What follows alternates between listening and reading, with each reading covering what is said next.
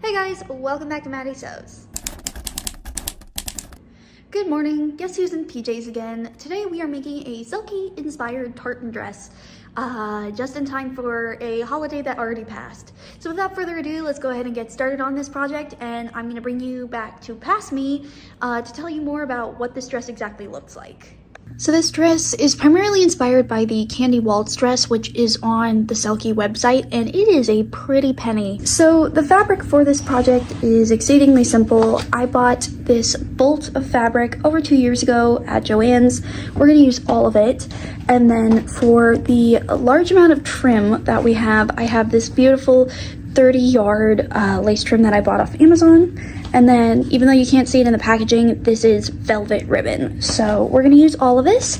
I don't really have any defined patterns. We're just gonna see if we can wing this, basically. I'll explain what all I did as I'm going along, but we're gonna try to make this as simple and easy for me as possible. So with that being said, let's go ahead and start cutting stuff out. So I need to cut out a base skirt with enough room for a fairly large ruffle, and then I need a large overlay skirt. So I cut out about 4 of these moderated panels, and I forgot to mention, but because there is a large amount of gathered fabric at the base of it, I ended up cutting it a lot shorter than it normally would be because the gathers on the bottom of the skirt are rather large and voluptuous. So now we got this cute little drape right here. This thing's tiny. I'm looking at making it from this size to about that size because it's supposed to be longer than that piece. So I'm gonna go ahead and jerry rig this somehow, and we'll see if we can figure out a solution. Now the plan is to have 2 of those. My only personal beef with the pattern is it doesn't go around the back. It's 2 side drape panels. Now I need to go back and look at the dress online and see if it has 2 separate panels. I don't think it does, but in the case it does, this will make things a whole lot easier. Well, I'm back and I have some bad news for you. So no, it is not 2 separate panels. Instead, it is 1 mega panel of fabric that pulls out into a train. So this is gonna be great.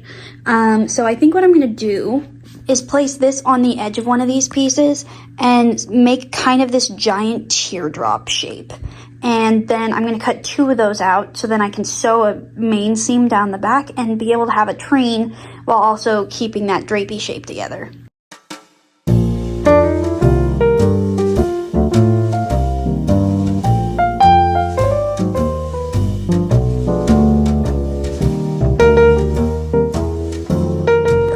Okay guys, we are now on to our bodice, and I'm gonna use view D here. I'm just using the bodice pieces, and then the skirt will kind of piecemeal between this pattern and this one, which are 2 different patterns, by the way. And we're gonna use a little sleeve cuff there, and then I gotta figure out a way to get puffy sleeves. But we are working with some very limited fabric here. This is all we have left. It's about 1.5 yards, and that's being generous. And then I have some scrap over there, and we're gonna try to use the scrap for all of the bodice pieces.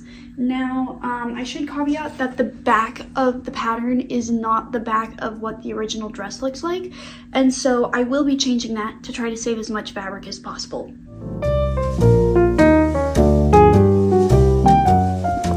Hey guys, whoa, hello. Hey guys, so we have gotten all of our bodice pieces cut out except the main front, and now I'm gonna go ahead and work on figuring out what the plan is for the sleeves.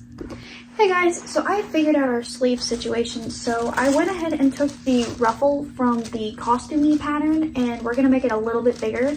And then I took this bare shoulder sleeve from the other sewing pattern, and I'm gonna shorten this a little bit. And then finally for that puff element on the top of the shoulders, I'll just go ahead and draft that myself.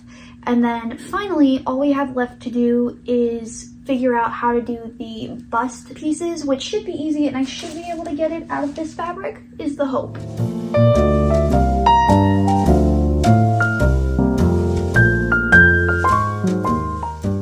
It's skirt time, guys, so we're gonna start attaching the skirt together today, and I'm gonna just start by sewing all the panels together, then attaching the ruffles, and then finally we'll do whatever trimming we need to do.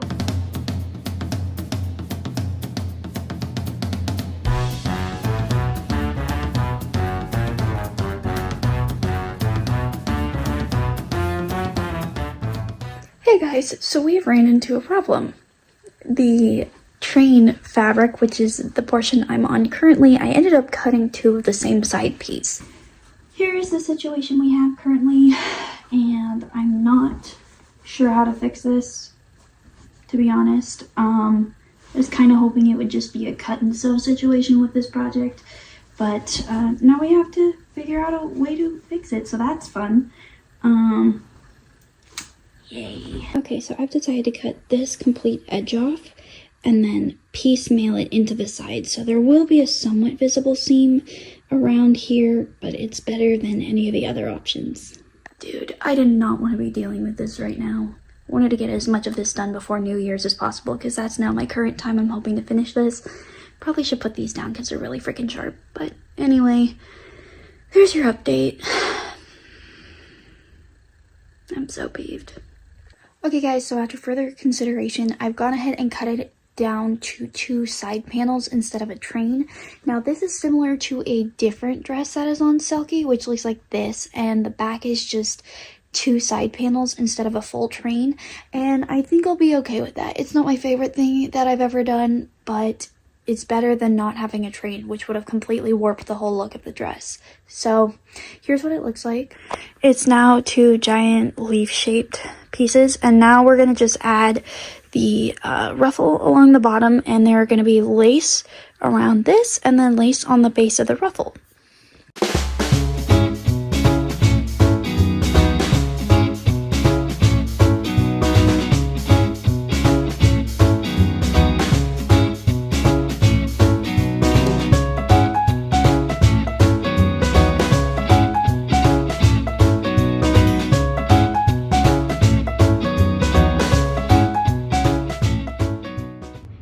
We have finished the skirt and now we are getting started on our bodice.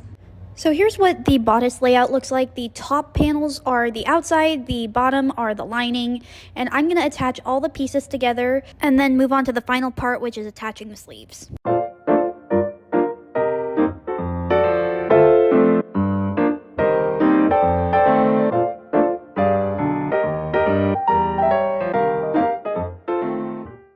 Hey guys, we have finished the bodice, and sorry about the lack of conversation prior to this point. Now that we have done the basic outer bodice and the lining, I'm going to go ahead and attach the two together, and then the final step to finishing the bodice is to work on the sleeves, which...